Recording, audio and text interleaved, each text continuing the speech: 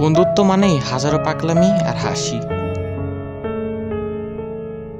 এই মানুষগুলো পাশে না থাকলে জীবনটা বড্ড পানসে হয়ে যেত।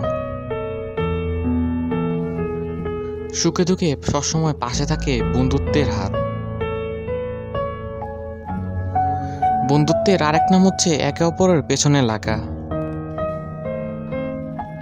বন্ধুত্ব হলো এক আত্মার দুটি দেহে বাস করা।